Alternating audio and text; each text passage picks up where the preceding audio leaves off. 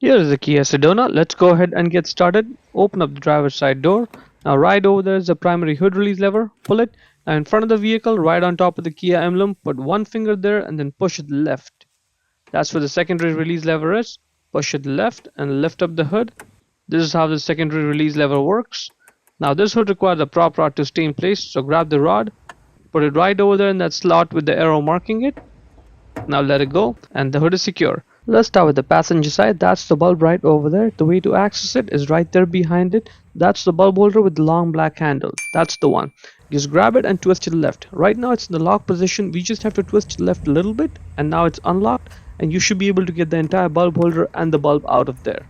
Now to get the bulb out, just push down, twist it left, and the bulb comes out. The bulb size is 2357A. A is for the amber color. Check the link in the description to buy the new bulb from Amazon. Let's put it back in. And if you're not able to push it down, don't worry. Just stop, take the bulb out, turn it around, and now you will be able to push it down. So push it down, twist it right, let it go.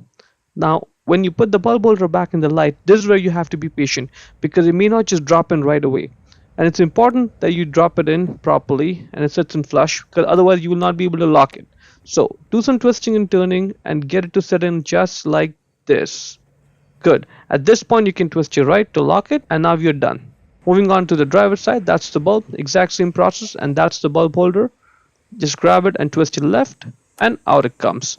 Same bulb, 2357A.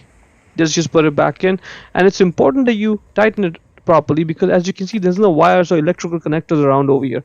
The way this bulb works is there's like two small metal contact points on the bulb holder that need to align and touch the metal contact points in the light itself. So if it's not tightened properly, it will not work.